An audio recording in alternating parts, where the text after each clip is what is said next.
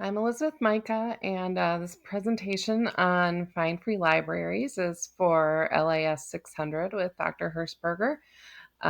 This is my ethics and advocacy slash um, action research project.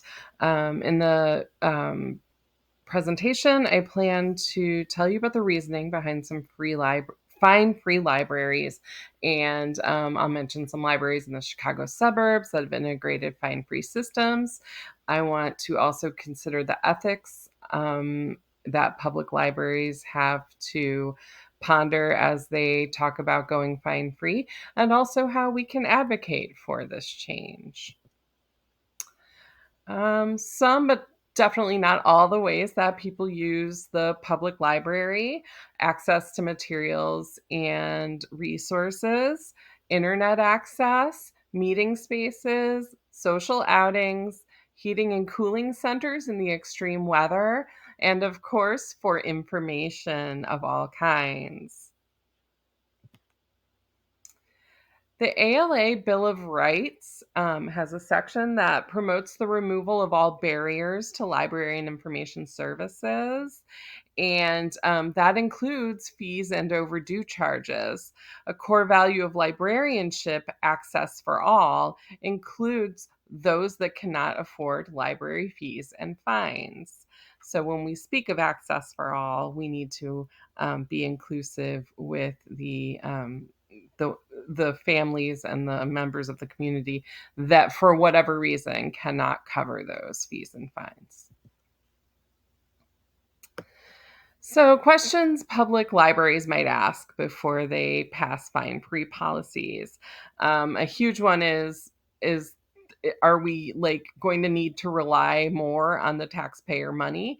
And it has been proven not to be the case.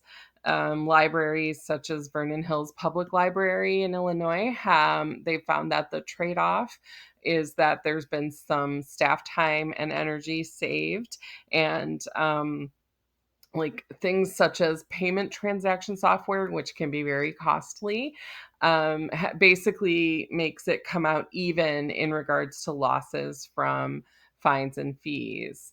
When we worry about the items that are not returned or are very overdue, every library sets policies for themselves, and there's some exploration of that in the upcoming slides. Past fines, interlibrary loans, all of these conversations are very good conversations to have, and they will get basically ironed out in the writing of a fine-free policy. And it is individual to every library. When it comes to the changes in statistics, such as circulation and library usage, there are some facts coming to light, but the more libraries that go fine free will have a greater comprehension in time of the overall impact. Now, one of the things that has been mentioned in several articles I've read is that it's increased the families coming back to the library that had those issues with the fines that were accrued on their card, or they were worried about accruing.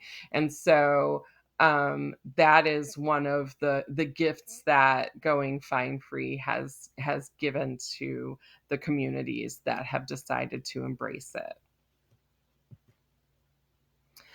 Many libraries have developed similar sets of best practices for implementing a fine-free system. The transition can be more smooth that way, and often those policies that are developed can also have very, explicit answers for the staff to give any of the public that has questions about what fine free really means for them, for the community, for the library. One of my personal favorite examples I have firsthand with this is Des Plaines Public Library, where I've been working for the past 7 years. And we went fine free a few years ago. Fees are only charged if the item is lost or damaged. If $10 or more has been charged to your account, you're unable to check out materials or access the resources that the library offers.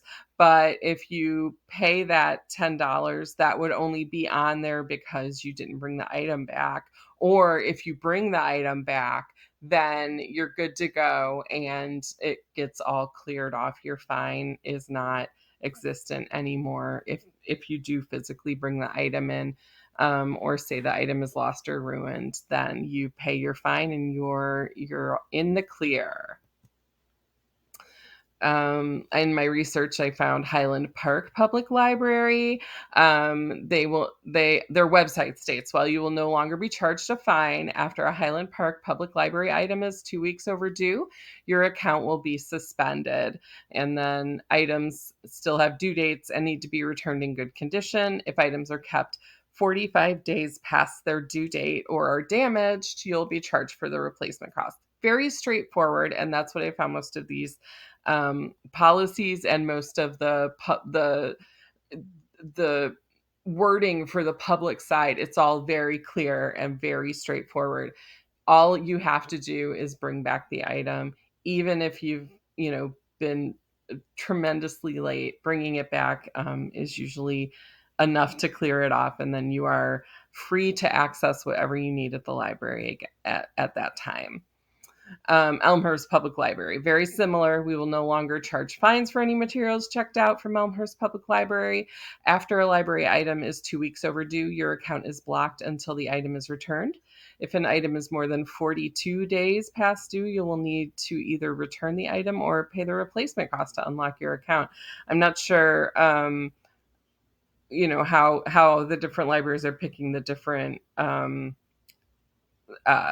time spans that create that like too far past due date, but I'm sure that it has something to do with checkout timing, and also some of their cycles of what used to be like fine billing but is now billing for lost items. When we talk about the ethics of going fine free and why should we go fine free, as I've mentioned, access, access, access. All information resources that are provided directly or indirectly by the library, regardless of technology, format, or methods of delivery, should be readily, equally, and equitably accessible to all library users. So when we talk about equal and equitable access, we have to consider being fine free in order to eliminate those financial barriers for all community members. And then there also is the core value for librarians and libraries of diversity. And diversity includes like the things that you think of: race, LGBTQ plus, ethnicity, all abilities, all ages. But then we also need to consider the facet of low income members of the community, or members of the community that maybe couldn't get to the library in time to return their item. Suddenly they have a fine.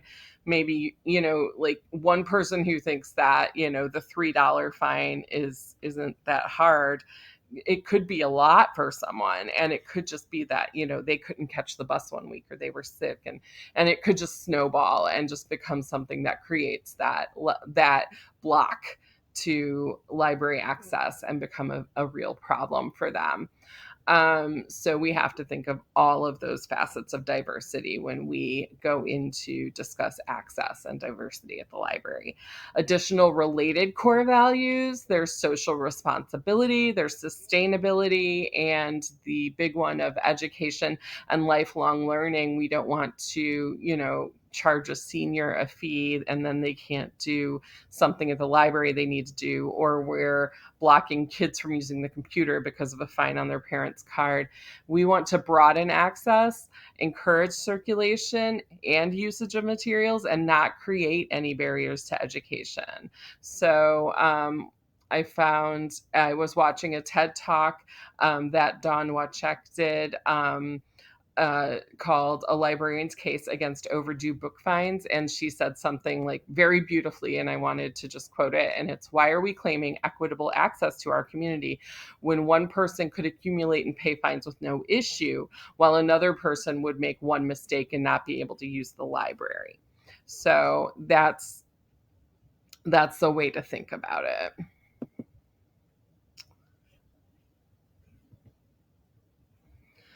How do we advocate for a move to fine-free libraries for all? Well, there's ways to advocate that